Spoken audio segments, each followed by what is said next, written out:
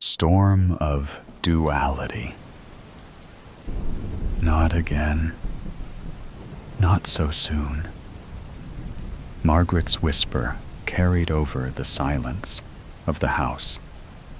With a fierce grip, she bit her remaining fingernail, tearing a piece off and causing the skin to bleed.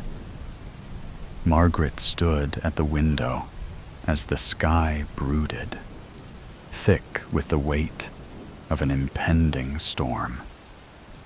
Dark clouds churned in slow agony, twisting and folding over themselves as if writhing in torment. This storm, she knew, would continue for days. Long, agonizing days. A sharp gust of wind rattled the glass, and she flinched.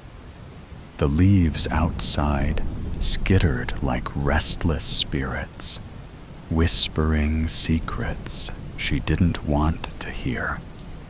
The first patter of rain kissed the roof, soft, almost deceivingly gentle. She, however, saw through the deception. Soon, the downpour would come, the sky would open, and the world would drown in its sorrow. She pressed a trembling hand to her forehead. It was happening again. The slow, creeping descent. The shift within herself that she feared most. Margaret felt strangely linked to the storm. A tether that bound her to its fury, its anguish. As the clouds thickened and the thunder rumbled low in the distance, something inside her twisted. The familiar chasm in her mind yawned open, and she felt herself slipping into it. Her childhood marked her first awareness of this connection. A violent thunderstorm had raged outside, and she had found herself gripped with a restless, frantic energy. It was as though the storm had crawled inside her and filled her veins with its electric charge. Her mother had found her hours later, curled in a corner, whispering to herself. "It's not me," she had murmured over and over. "It's not me." Adulthood brought no change to that feeling. The storm, the darkness, the shifting inside her. Dr. Jekyll and Mr. Hyde. That's how it felt. Two selves coexisting in fragile balance until the storm tipped the scale. A peal of thunder cracked across the sky, and she clenched her hands into fists. The rain was coming harder now, sheets of it hammering against the house with merciless force. The wind howled, shaking the trees, their skeletal branches clawing at the sky. As she moved from the window, the walls felt like they were closing in, the shadows distorting her sense of reality. She reached for the kettle with unsteady hands, trying to focus on something tangible, something real. But her fingers fumbled, and the kettle clattered to the floor with a deafening crash. Margaret gawped, stumbling back and slamming into the counter. The impact sent a jolt through her body, but it was nothing compared to the dread twisting inside her. The storm's grip extended beyond the world outside. It clawed at her very mind, unraveling her sanity, thread by thread. She could feel herself fracturing, her thoughts splintering under the immense pressure. as if something dark and insidious lurked just beneath the surface, waiting for the perfect moment to take control. The whispering started then, not from outside, not from the wind, but from within her own head. Just surrender. It will be easier. She squeezed her eyes shut, rocking her head. No, why fight it? You know this is who you are. She pressed her hands to her temples.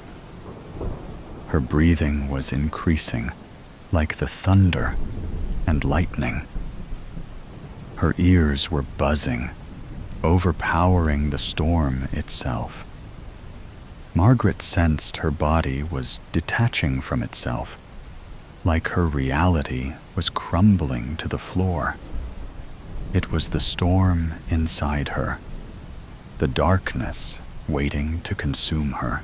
Another crack of thunder split the sky, and a bolt of lightning illuminated the house in a stark, white flash. Margaret reconnected with her body again and felt the surge through her veins, like she poked a fork in a light socket. She glimpsed at herself in the kettle's reflection. Her dilated eyes, the size of marbles, and her pale, almost unrecognizable face stared back at her. Then she realized the storm had taken her. She staggered backward, her hands clutching at the edge of the counter. She needed to hold on, to ground herself. She didn't want to become that person. Darkness prompted unthinkable actions. It whispered to her, feeding her fears, twisting her thoughts until right and wrong blurred together. It promised relief, power, an escape from the suffocating weight of reality. But she knew the cost.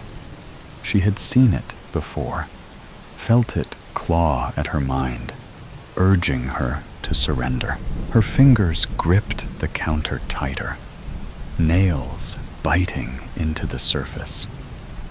She had to resist. She fought despite the overwhelming urge to give up. Letting go felt incredibly tempting. To release pent-up emotion, to embody the storm's will.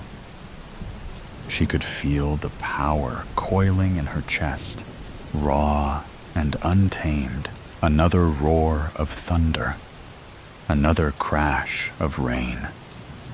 The wind shrieked, rattling the windows as she thought they might shatter.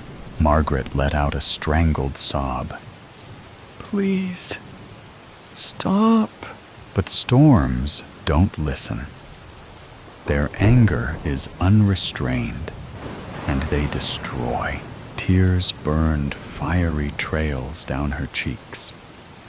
She staggered forward, pressing her forehead to the cool glass of the window. The rain distorted the world outside, turning everything into an indistinct blur. Just like her mind, she had to hold on. She had to be strong and fight. With a trembling breath, she forced herself to move, to step away from the window. She grabbed the kettle from the floor and set it back on the stove, the simple motion anchoring her. She filled it with water, her fingers still shaking, but moving with purpose. The dizziness was overpowering her, while vibrations pulsate at her temples, and brief electrical shakes interrupted her thought process. She would endure the storm, both outside and within. But what awaited on the other side? Would she emerge unscathed? Or would the tempest leave its mark, reshaping her in ways she could never undo? Having put the kettle back on the counter, Margaret closed her eyes and breathed deeply. She made her way to the special place, the soundproof area, with images of forests, waterfalls, and seascape. She made sure it was stocked with water, nuts, and protein bars. This served as her refuge, untouched by inner or outer turmoil. Here, seemingly serene, she escaped chaos. Briefly rediscovering herself, Margaret cast a final glance at the furious storm, its howls clawing at the windows like a desperate specter. As she forced the door shut, the latch clicked into place, a thin barrier between her and the chaos beyond.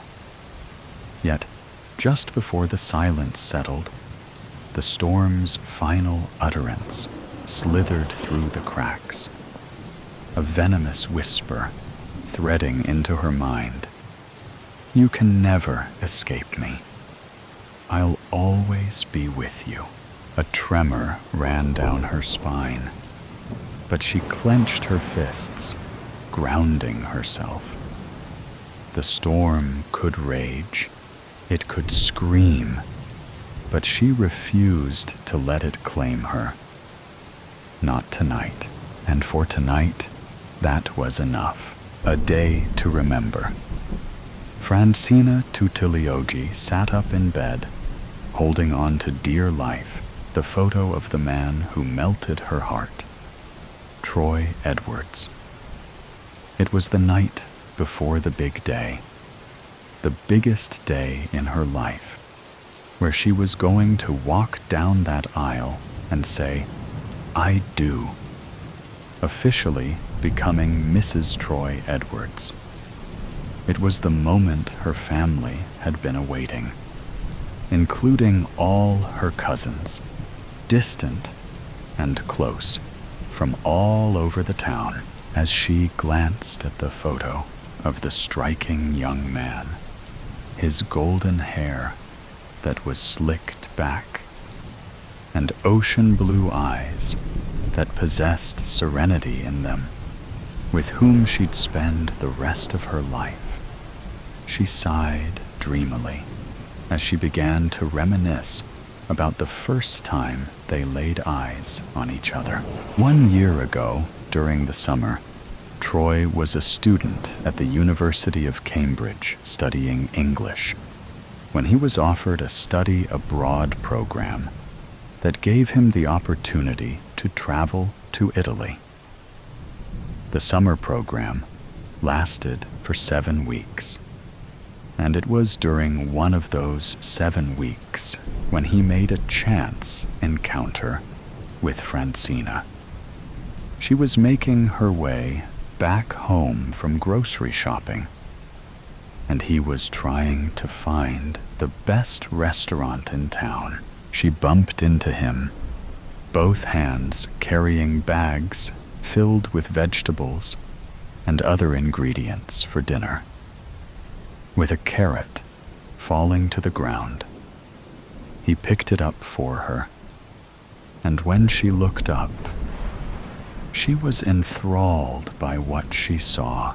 With a sheepish grin, he spoke to her in flawless Italian, asking her for directions to the nearest restaurant for dinner. She laughed, replying to him in Italian that she could speak English as well, and she invited him to dine with her and her family so that he was not alone. Leave it to Francina to show generosity to a complete stranger, especially to an Englishman as good-looking as Troy was, with his sexy accent. She liked that he made an effort to communicate with her in Italian. Not many foreigners, yet alone Americans, would have gone out of their way to do that. Troy followed Francina to her home, where she introduced him to her family. He shook hands with Francina's father, Marco, and her mother, Martina. He also got to know her cousins, Elisa, Paolo, and Natalia, as well as her maternal grandparents, Rosa Maria and Giuseppe. Francina did not have any siblings, so her cousins were like the siblings she'd never had. Troy was an only child as well, so this was the first thing that bonded them as something they had in common. Despite Marco's protectiveness of his only daughter, interacting with a man who was not Italian, he still got along with Troy, as did the rest of the family. Troy was a pleasant guest, and he was able to tell the family about who he was.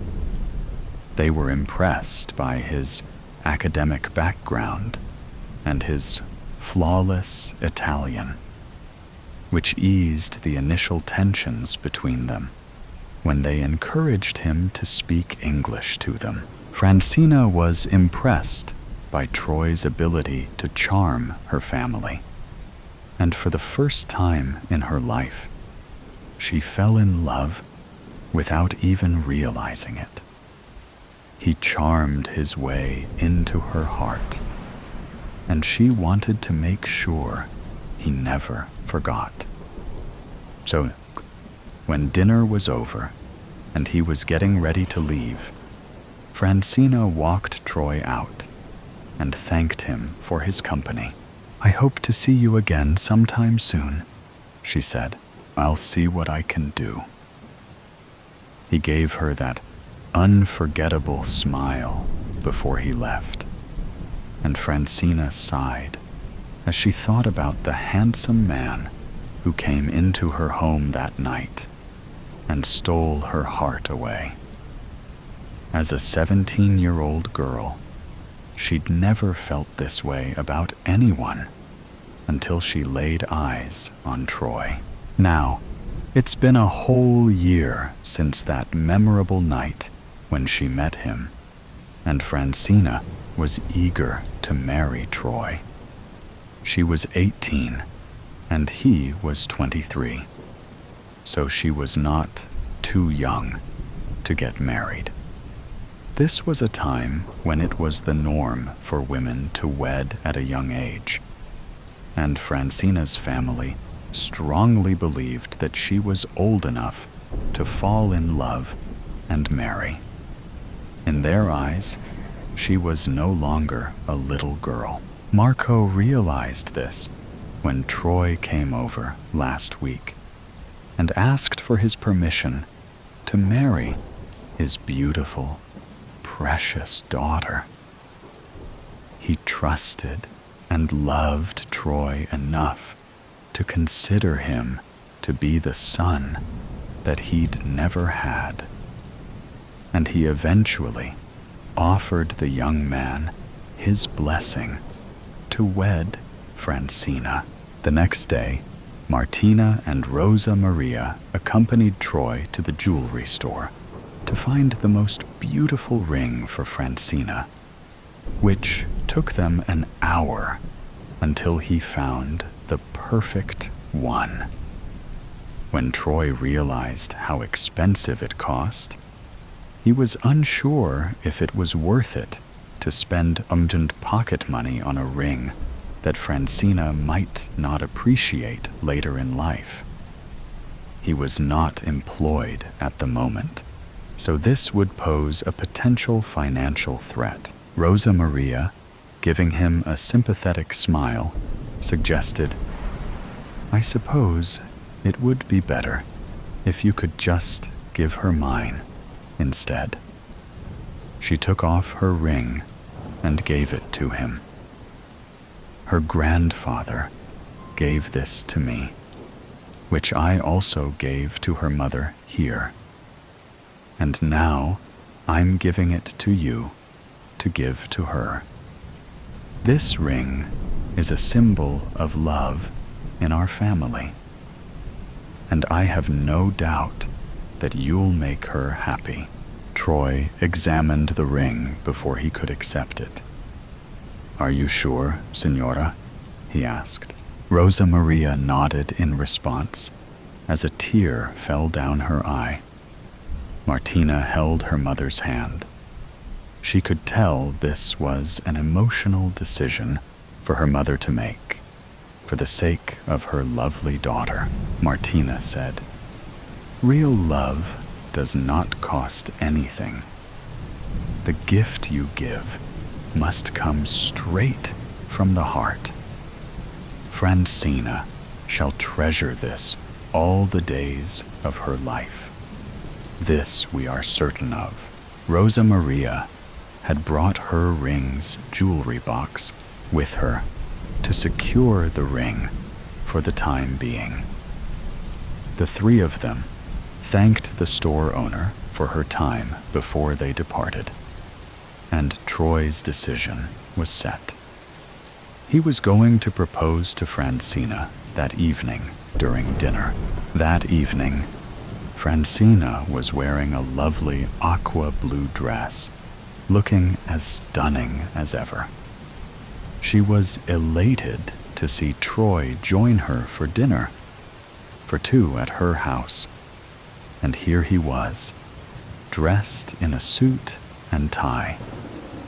She didn't know it, but he had the ring in his pocket for safekeeping. He would take it out during dessert time, but for now, it was time to enjoy the main course while a musician that her mother hired played gentle, romantic music on the piano.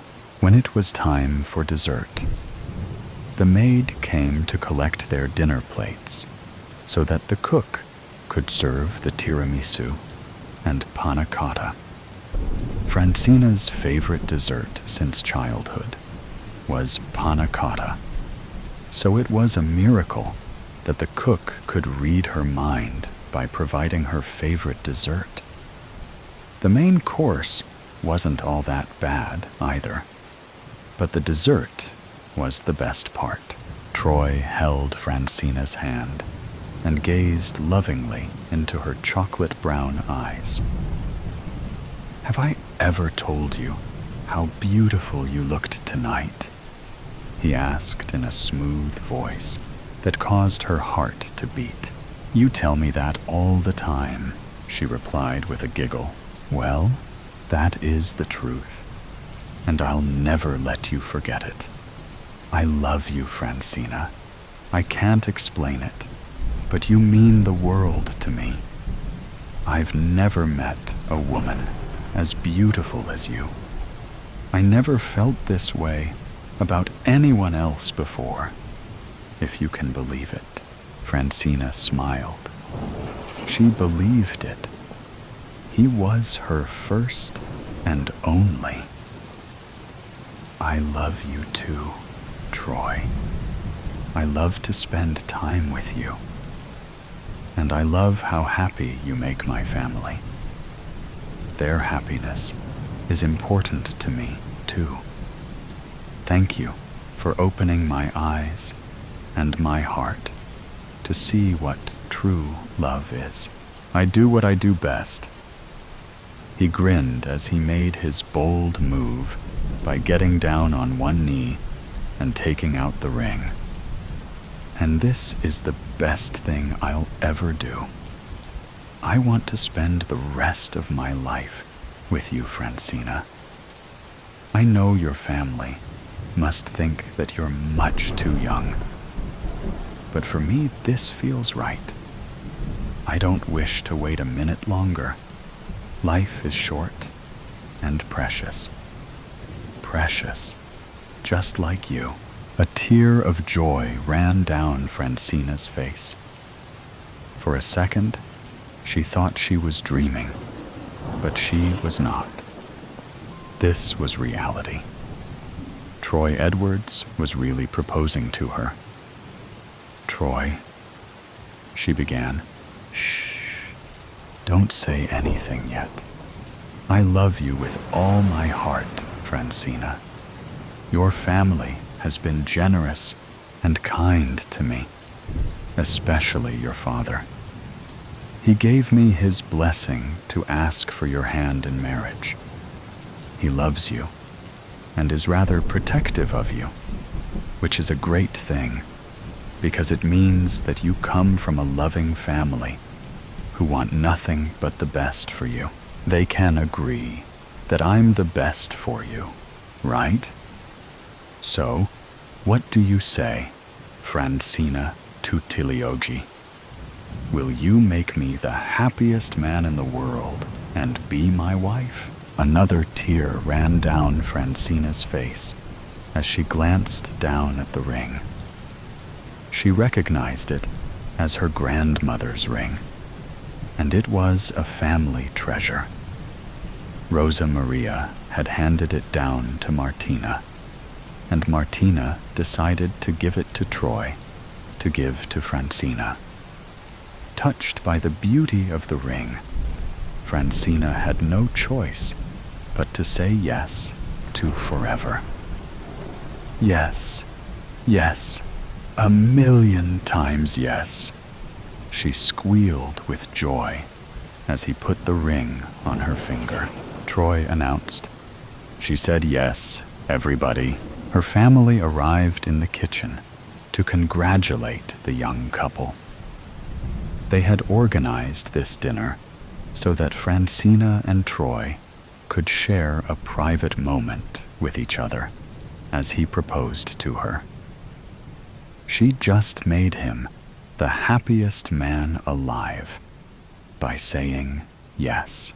For the rest of the week, after that memorable evening, Francina and her family began preparing for the wedding. Troy's family and friends flew in from England so that they could be there for him. Now, the two families were eager to celebrate their children's eternal bliss.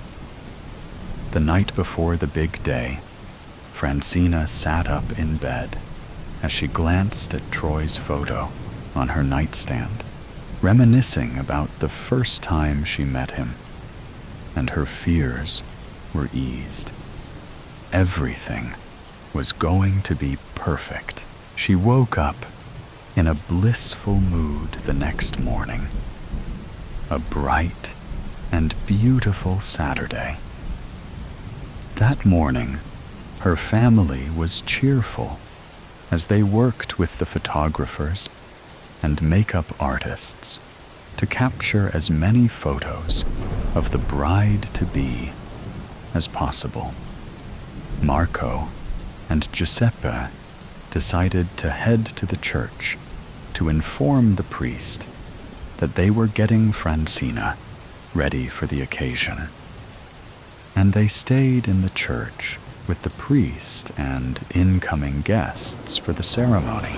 The women remained in the house with Francina, along with her cousins, for moral support as she wore her elegant, long-sleeved, V-neck lace gown.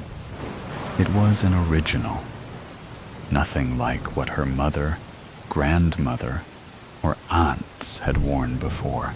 Rosa Maria couldn't contain her emotions as she wept at the sight of her stunning granddaughter.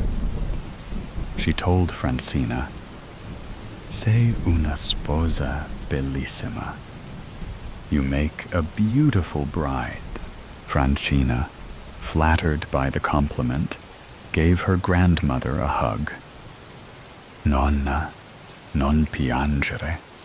Se piangi, mi farai piangere anche tu." Grandma, don't cry. If you cry, you'll make me cry too. Rosa Maria told Francina that she'd see her downstairs after her cousin, Elisa, helped her with her necklace. After Rosa Maria left, Elisa went to her room to find a more stylish necklace for Francina. In the moment that her cousin and grandmother left, and Francina was alone in her room, Francina went up to the window to open it so that she could get some fresh air in her room. It was supposed to be a very warm afternoon, but then she felt someone shove her in the back, causing her to stumble backward onto the window, shattering it. And she screamed as she fell many feet from the window to the ground. Elisa returned to her room, dumbstruck when she saw the shattered glass, and peered out at her injured cousin on the ground and cried out in terror. Francina, Rosa Maria, and the others came running to the room. "Cosa è successo?" Rosa Maria asked Elisa, seeking to know what happened. Elisa replied, sobbing, "È Francina. È caduta dalla finestra." It's Francina. She fell out the window. Everyone gasped in shock and horror as they came up to the room, glanced at the remains of the broken glass window on the floor. Martina called 911 to report that her daughter had fallen out of the window. She offered to stay behind with Francina until help arrived, while Rosa Maria and the other women volunteered to go to the church to break the shocking news to Marco, Giuseppe, and even Troy. The wedding would have to be postponed for now. Everything happened within minutes. Paramedics came to transport Francina to the hospital, and the family was left reeling from the shocking news. Even Troy was devastated that such an unfortunate thing could happen to the woman that he loved, who he was supposed to share the rest of his life with. Now it wasn't to be. Instead, she was fighting for her life, not knowing whether she would make it or not. The doctors told the family that Francina had suffered significant head injuries and broken bones, so they were going to perform emergency surgery on her to save her life. In the meantime, investigators were around to examine the fall, to determine how she could have fallen out the window. A week later, Francina was in the process of recovering from the surgery, and her family became devoted to caring for her, including Troy. Although they did not get married as planned, he was still determined to take care of her, as if she was his wife. That's how much he loved her, and how much he was willing to stick by her, through the thick and thin, in sickness and in health, for better or worse. The vows he was following before he actually had a chance to say, "I do," to her. A week later, Francina was still in the process of recovery. That night, as she was about to wash her face in the bathroom before heading to bed, she couldn't help but overhear the conversation taking place downstairs in the living room. She heard Elisa sobbing uncontrollably, and the others comforting her. "Va bene, Elisa," Martina reassured her, telling her that everything was going to be okay. "No, non lo è," Elisa replied in between her sobs. "È tutta colpa mia. Ho spinto Francina apposta. Vedi, volevo ferirla, perché sono così gelosa di lei. Ottiene sempre tutto ciò che vuole. E ora sta per sposarsi con un uomo che ama. Non è giusto, perché che mi dici di me? Non posso farci niente se provo così tanto risentimento nei suoi confronti. Per l'amor del cielo, ha solo 18 anni. Elisa had just practically confessed to having pushed Francina out of the window deliberately while her cousin was alone in the room. She was supposed to help Francina put on her necklace, but instead, she ended up pushing her out the window instead. She wanted to hurt Francina, having always been jealous of her for whatever reason, believing that Francina always got everything she wanted, especially now that she was bound to marry the man that she loved, Troy Edwards. Elisa said she couldn't help the resentment that she'd apparently always felt toward Francina, and now she's trying to justify it by saying that Francina's the one getting married at only 18. Elisa was 23, the same age as Troy, and she herself was single and unattached. Men tended to gravitate more toward Francina than to her, or at least that's how she felt. That was a criminal confession in a nutshell. Francina wanted to go down and confront Elisa, but her weakened condition made her too tired to engage in any yelling. She'd yell at her tomorrow.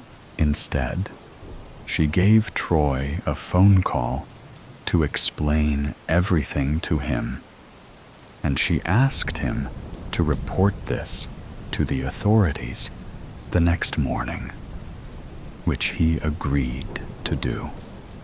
This was her plan of revenge against Elisa, turning her in. When Francina woke up the next morning, Martina offered to help her downstairs to the kitchen for a nice breakfast. She asked her daughter, "Come ti senti stamattina?" wanting to know how Francina was feeling. "Sto bene, grazie, mamma," Francina replied, saying that she was feeling fine. Rosa Maria gave Francina her dish of eggs and toast, as well as a cup of orange juice, smiling adoringly at her brave granddaughter, who was handling all this with grace. "Grazie mille, nonna. Di niente, amor mio." Rosa Maria gave her a kiss on the forehead to say, "You're welcome, my love." At that moment, there was a knock on the door, and the officers called out for Elisa. Elisa introduced herself to them as they informed her that she was officially charged with assault toward Francina by shoving her out the window. Elisa sobbed, apologizing profusely to Francina and the others, although there was very little her apologies could do now. With delightful smiles, the whole family watched her being escorted by law enforcement. And for the first time in her life, Francina felt victorious toward her bitter, vengeful cousin, who was now going to face the consequences of her terrible actions. A rose-scented Santa Claus. Mrs. Claus doesn't bake cookies. She doesn't prepare any dessert at all, for that matter. Her husband eats enough cookies to last him 1 year on his journey around the globe. Instead, she cracks 5 eggs, 3 for him, 2 for her, spreads butter on toast, tosses a bowl of fruit for them to share, and prepares her husband's favorite, a mug of coffee with frothed reindeer milk and candy cane crumbles on top.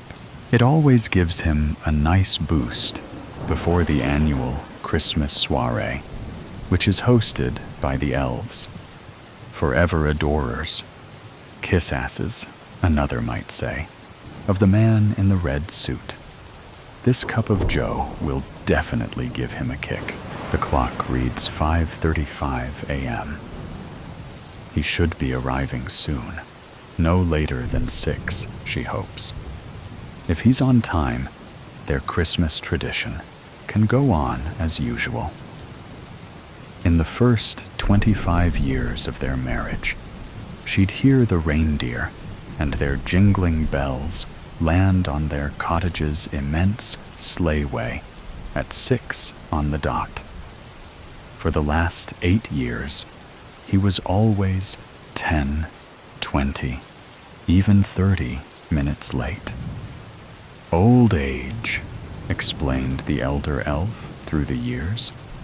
She scoffed openly at his comment. 65 was not that old. Last year, Mr. Claus arrived an hour late due to a highly rare reindeer injury. Plight, the Rudolph of the group. There were others with noses to guide the way, but Rudolph was the original, had broken a leg. Before he landed, Mrs. Claus was so distraught by her husband's recurring tardiness that she'd thrown the entire breakfast in the trash and dumped the coffee in the sink. 5:45 now. She should soon be hearing Santa's ho ho ho as he slows his sleigh in the sky. She doesn't. But her anger is now water underneath a frozen layer of cool indifference. She grabs the coffee pot and pours 2 cups now, prepares his, then lays it on the pine tree-shaped coaster. 5:50. 6:00. 6:01. She waits at the table. At 6:25, Santa Claus lands. From inside, she hears the elves cheering, clapping, celebrating. No doubt they're all wearing their best elf suits, midnight black, and made of pure wool, ready for the party that starts in 45 minutes. Mrs. Claus stopped going out to greet her husband 3 years ago. Old age and whatnot, she told the elder elf with a stiff, sweet smile, whose reply was merely an awkward smile and hesitant nod. Mrs. Claus waits at the circular wooden table on the chair that faces the door of their small cottage. Just a minute later, better to walk past those elves, lest they talk your ear off. The door opens, and in walks the man of the hour. Noel, known to her and some close friends, smiles.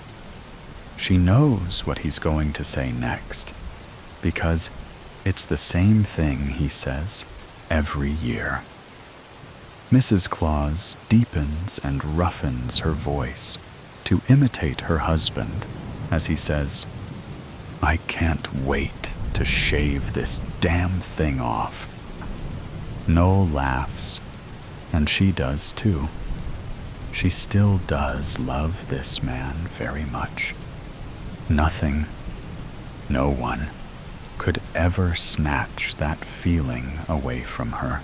Noel loves being Santa.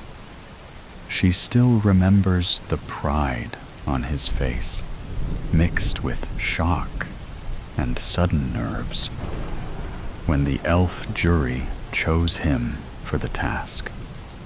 This was way back when he was Noel Fable, and she, Winterfrost, back when they'd only stolen a kiss or two and were too shy to hold hands in public.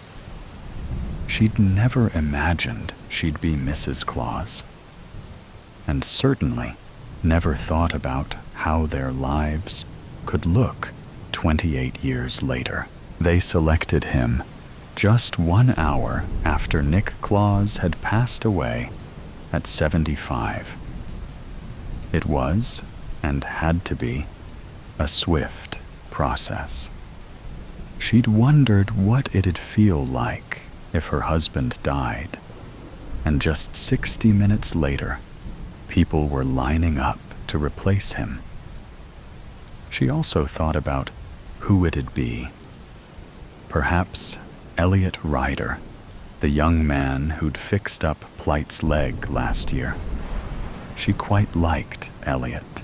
He was the only one who was honest with her and told her that the only reason Plight would injure his leg, the others left unscathed, would be because he didn't want to land on a certain roof. Despite popular belief, reindeer are not loyal to the man with the bag himself, but rather the cause of Christmas itself. In fact, she too might say that she was dedicated to the cause, if need be. So why wouldn't he want to land? Elliot had asked her. She'd merely shrugged, because that was none of his business. She'd be replaced too, of course. If the new Santa had a honey, then it'd happen immediately. If he was single and ready to jingle, then later. But she'd be stripped of the name Claus and forced to move on.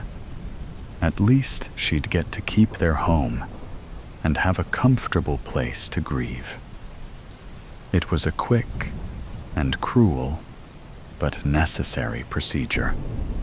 Christmas didn't wait for anybody, and the North Pole was legally required to meet those children's demands.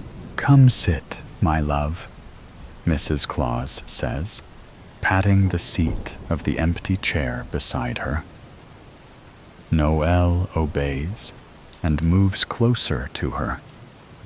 Before sitting, he leans in and gives her a sweet kiss on the cheek. The first time that Mrs. Claus smelled roses off his puffy white beard, she didn't question it. The third time, it had made her eyebrows furrow, but they'd had breakfast, and she'd moved on. The fourth time, suspicion came. Only confirmation followed in the next years. A perfume that didn't belong to her, that didn't actually exist on the North Pole at all, where there were only cinnamon, hot chocolate, pine, and other related scents. The tardiness and the incident last year only added to the pile of evidence. He threw in the logs and the kindling. Add a flame, and what else could you get but a fire? The scent now makes her knuckles turn white as snow against the mug's handle. "My favorite part of the day," Noel says as he finally sits. He reaches for the coffee cup, and Mrs. Claus only stares with a smile that looks like a sticker someone threw on her face and stuck. It doesn't take one sip. He tells her about his night, skipping over certain details she imagines. Not that she wants to know.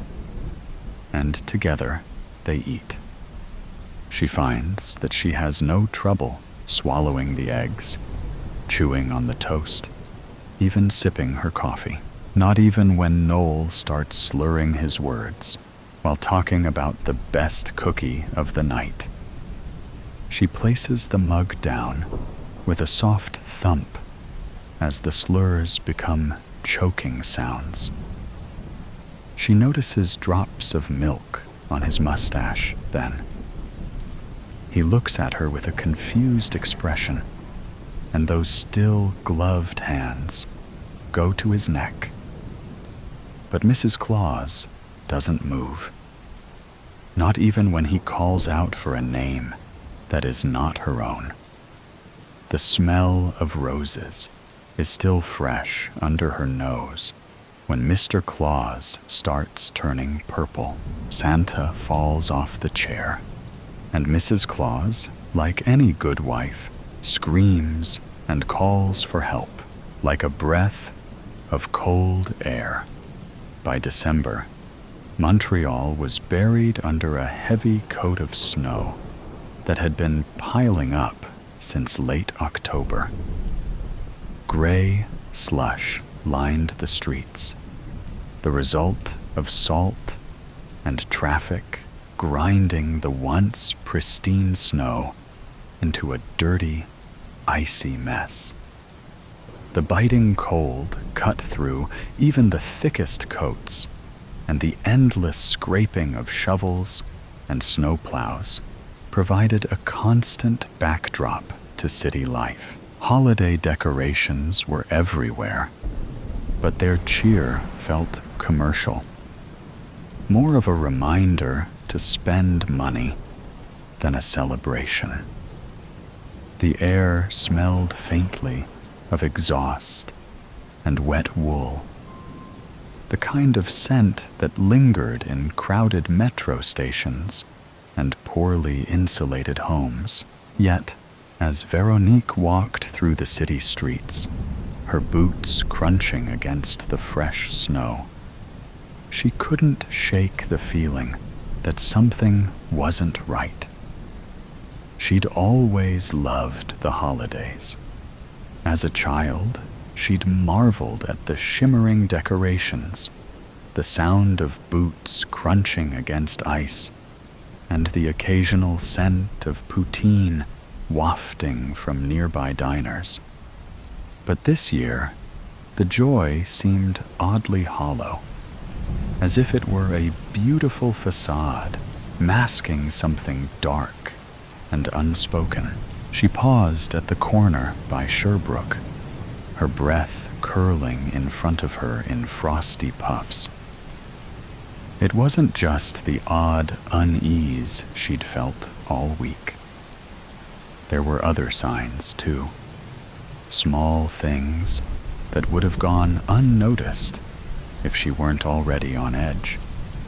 Like the fact that the street lights on Peel Street flickered every time she passed, even though they stayed steady for everyone else. Or the elderly woman at the grocery store who stared at her just a little too long, her milky eyes narrowing in suspicion before she hurried away. Then there was the panhandler. Brian had been a fixture outside McGill University's McLennan Library for as long as Veronique could remember. Now in her third year, she'd often passed him on her way to classes. Wrapped in layers of tattered coats and scarves, he was well known among the students, who occasionally dropped coins into his cup. Brian had a reputation for getting himself thrown in jail during the harshest nights of winter, a desperate but effective way to stay warm. Last year, however, everything had changed. Brian had started muttering about the Winter Watcher, claiming to have seen him lurking in the city. His stories grew more frantic, and the locals dismissed him as crazy. Then, one night, Brian's body had been found in an alley, his lifeless form curled against the icy ground. Officially, it was chalked up to exposure, but his wild claims lingered in Veronique's mind. Lately, she'd been seeing Brian again, or at least she thought she had. Every time Veronique walked by the library, he'd be sitting there, looking directly at her, his eyes impossibly sharp and knowing. But no one else seemed to notice him. When she asked Tara, her friend had just laughed nervously. "Brian's been gone for a year, Veronique. Maybe you're just remembering him." And when she glanced back, it was as if he'd vanished into thin air. "Get a grip," Veronique muttered to herself, pulling her scarf tighter around her neck. She glanced around the bustling street. Everything looked perfectly ordinary. People bustled into malls or hurried underground into the metro system to escape the biting wind. And yet, she still felt the weight of something looming just beyond reach. She turned toward Upstairs Jazz Bar and Grill on Bishop Street, a cozy spot where she could grab a reasonably priced lunch and momentarily escape the cold. As she walked, she couldn't shake the nagging sensation that Brian's ghostly presence had followed her. Even now, she felt as if a pair of eyes were drilling into her back, though every glance over her shoulder revealed nothing but bustling pedestrians. The regular waiter, Roman, who hailed from Poland, greeted her with a familiar nod. People like Roman weren't called baristas in the 1990s, but he knew her usual order by heart. "The usual, Veronique?" Roman asked, already reaching for a menu, but knowing she probably wouldn't need it. Veronique nodded, offering a half smile. She found a seat near the small stage, cradling her coffee as jazz music played softly in the background, its warmth seeping into her hands. She stared out at the bustling street, searching for what? She didn't know, but the feeling of being watched pressed against her back, making her fidget in her chair. "You okay?" Roman's voice startled her. He had appeared beside her, his concern etched across his features. "Yeah, I'm fine," Veronique said quickly. "Just tired, I guess." Roman hesitated, then nodded. "Well, let me know if you need anything." When he walked away, Veronique caught sight of something in the reflection of the window. The panhandler from outside the library, standing still as stone on the opposite side of the street. She whipped her head around, but the spot was empty. The crowd moved on, oblivious. Veronique's pulse quickened. She could have sworn she'd seen him. Not just anyone, either. It was unmistakably the same man. His ragged layers and piercing gaze haunted her thoughts. She shook her head, taking a long sip of her mocha. Maybe she was imagining things. That night, the whispers returned. Veronique lay in bed, staring at the ceiling, her heart pounding in the dark. The murmurs were faint, but unmistakable. as if coming from the walls themselves. "Who's there?"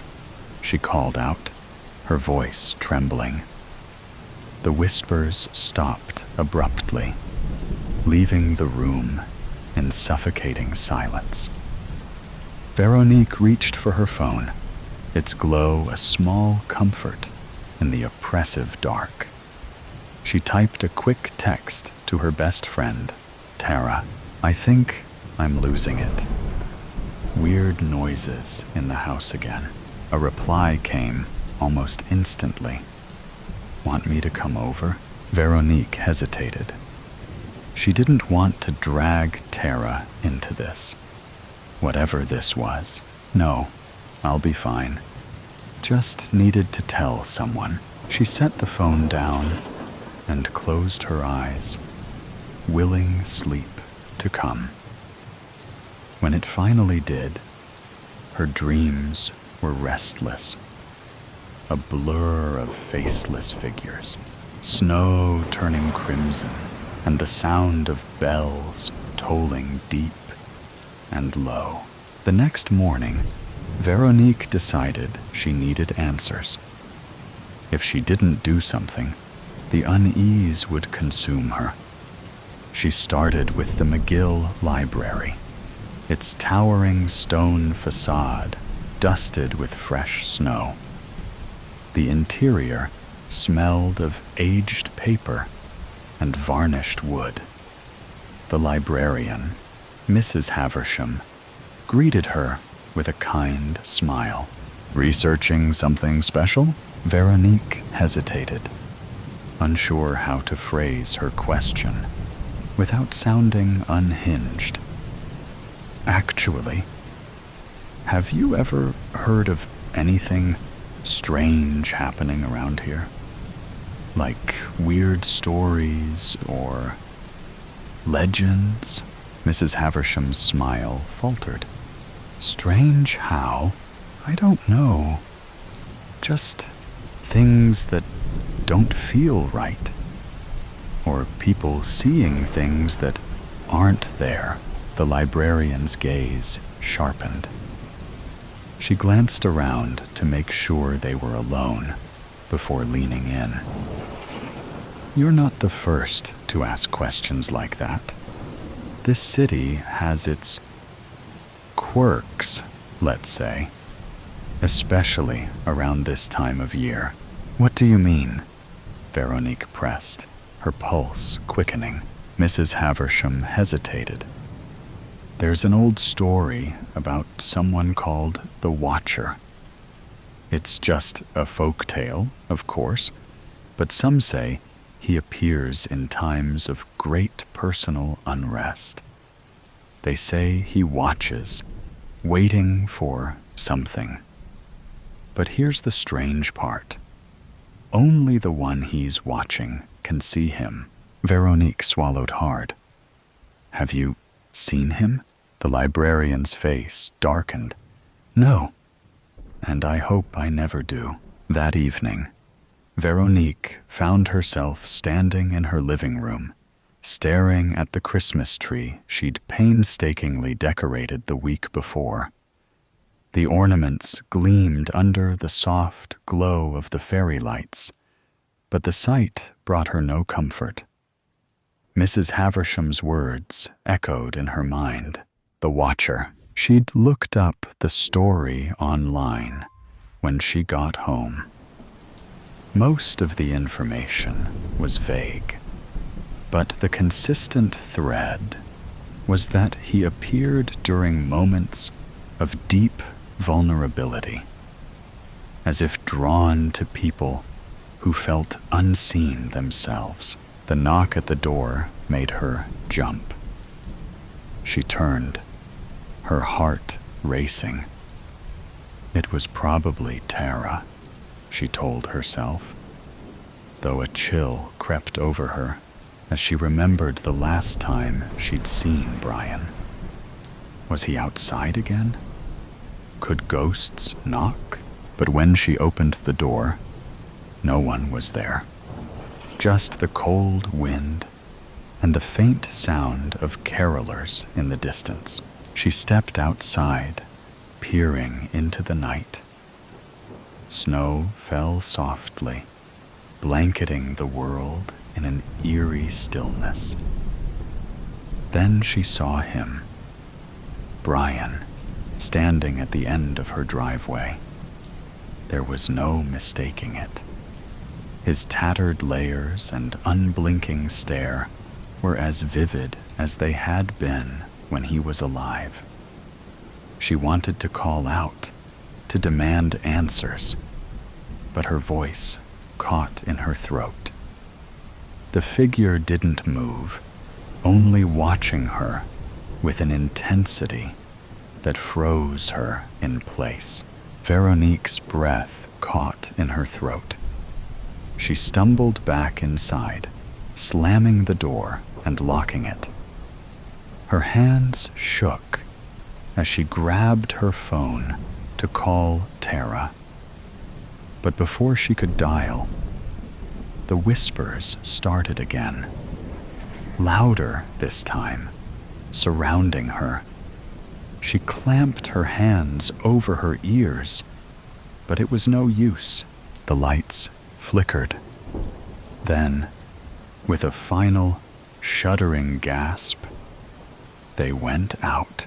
In the darkness, Veronique felt the weight of his presence. She didn't need to see him to know he was there, just beyond the door, watching, waiting, and for the first time, she understood what he wanted. Her. The next morning, Veronique's house stood as it always had, its cheerful decorations a stark contrast to the unease that lingered in the air. Neighbors passed by, unaware of what had transpired within those walls. But Veronique was gone, leaving behind only faint footprints in the snow leading toward the city streets. And in Montreal's busy streets, the holiday festivities carried on. But every so often, someone would pause, glancing over their shoulder, a fleeting sense of being watched brushing against their mind before disappearing like a breath of cold air. Shattered truths. In week 52, the little town already shimmered with the anticipation of festivities. Strings of twinkling lights adorned street corners, their glow reflected in the frosted windows of small houses. The air was somehow alive with the scent of candied almonds, cinnamon, and vanilla, sweet bakeries waiting to be shared. Yet amidst this explosion of life and light, Henrik remained unmoved in his own house. Only now did he notice the splinters on the frames of the old windows. It irritated him. How could one have lived in a place for so long and never discover something as provocative as that? 30 years in the same house, married to a woman named Benta. She never had much interest in cleaning like most women her age had. Henrik looked up from the bed where he rested his body in the afternoon. Naps like these started to occur more often than before. Probably age, or hell knows why. The door was open, and he could see the light from the lamp in the kitchen. Very faint, but just enough to see clearly. When was the last time he changed the light bulbs? Or maybe the last time he did that? Maybe 4 years ago? Or 6? Henrik got up and walked around the house for a moment until he saw the old plates. Small teacups were there too. They had gathered dust over time. Why did she even collect them when she didn't even polish them? Wasn't that something you do when you collect all sorts of crap? Henrik took his box with pills and swallowed a handful of them with lukewarm water, and then grabbed his cigarette box. As the flame flickered to life and touched the tip of his cigarette, the first inhale hit him with a rush of warmth, pulling him out of the heavy fog of his sadness. The bittersweet wave of nostalgia washed over him, carrying flashes of his younger years, when the world was a vast, untamed promise, each day unwritten and brimming with possibilities. Now, every movement was deliberate, every breath a reminder of the disease that gripped his body, unraveling him piece by piece. The cigarette trembled in his unsteady fingers, a cruel contrast to the steady, unbroken rhythm of his past, when his hands had been strong and his future limitless. Henrik looked up at the cupboard with the plates. He no longer spared them a glance, knowing they wouldn't remain in his house much longer. The small glass doors of the cupboard did not bother to open. "Come on!" He got angry and used all his strength to open the cupboard until it gave out. Glass bounced and flew all over the place, and a small piece flew into his face. A second later, a small cup fell, adding china to the glass artwork on the ground. "Well," said Henrik, "Bente will take care of that." For a minute, Henrik wondered where she might be. But then a sudden thought struck him. Probably anyone with self-respect would be willing to spend more quality time away from his miserable presence. Carefully, as much as he could, Henrik took the plates and cups and put them down in a cardboard box. He put on his jacket and shoved the keys in the pocket of his leather jacket. It has been a few years since he didn't drive, not that he didn't know how to.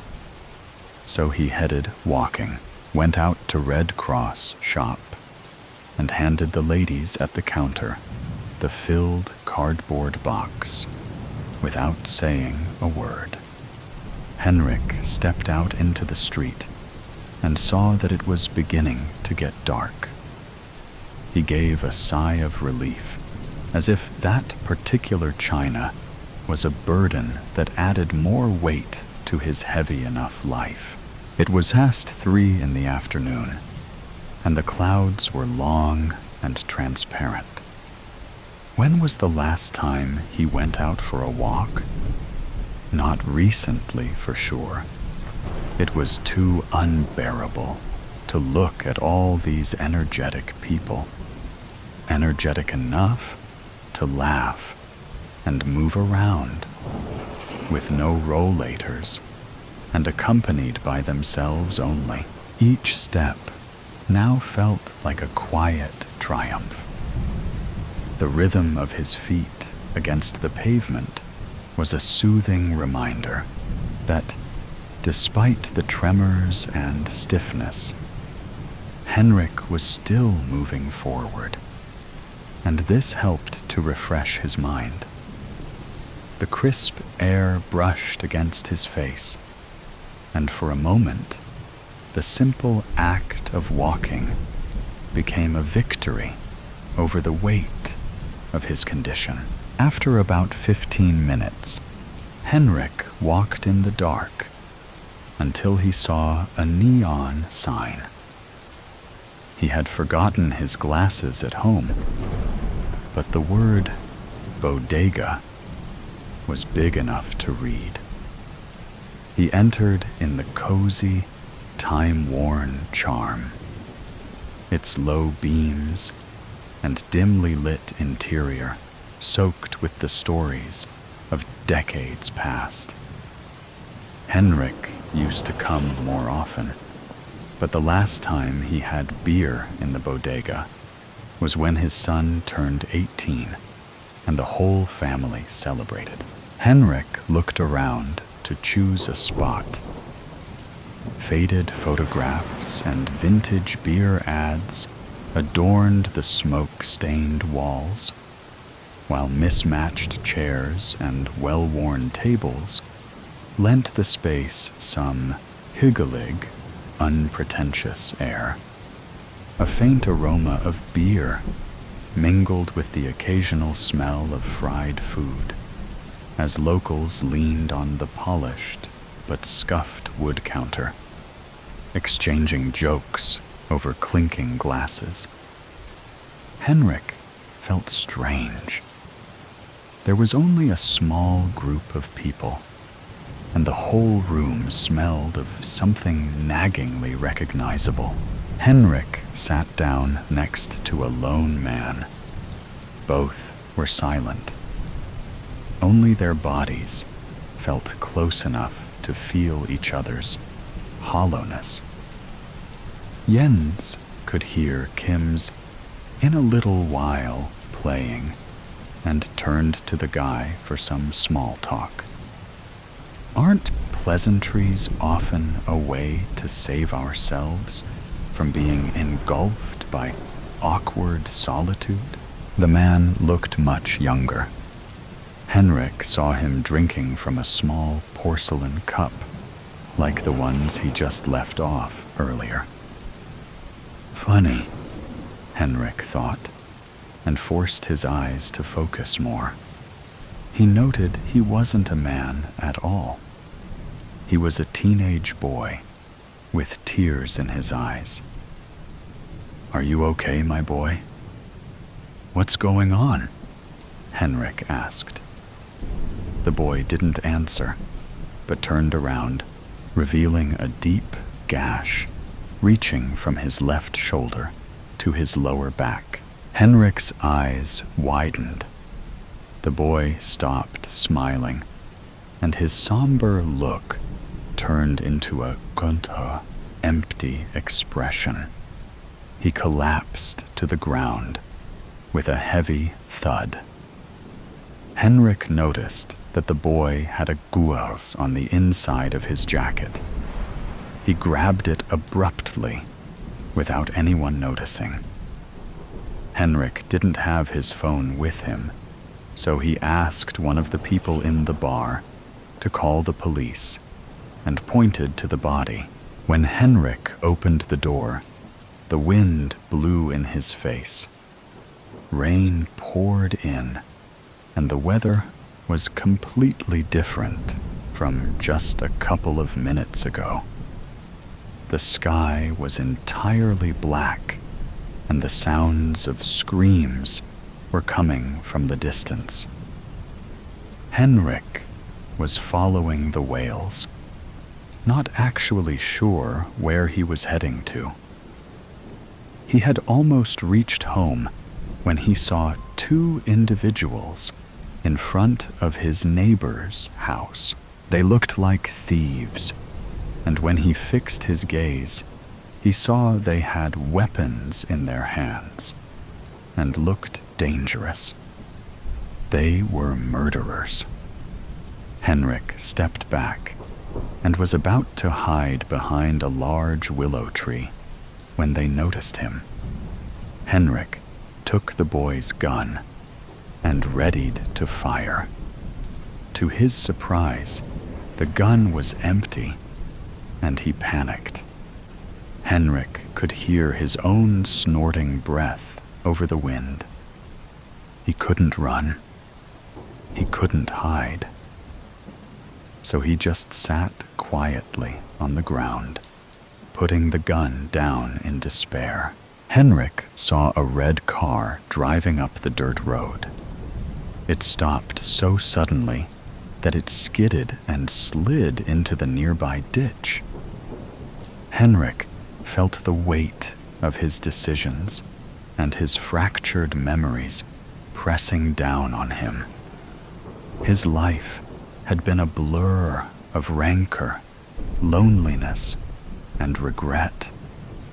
But now it was ending in chaos while the sirens grew louder and armed men scooted closer.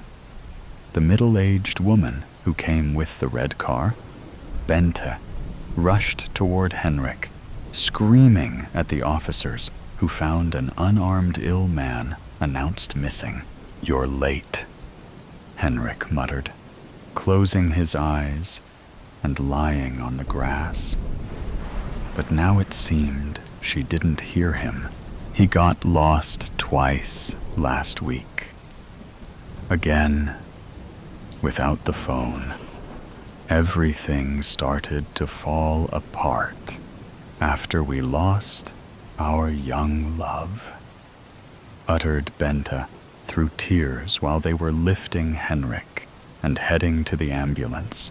The two people, his neighbors, helped Bente to collect a few scattered pieces of china, and no one knew why Henrik had a porcelain loop handle around his ring finger.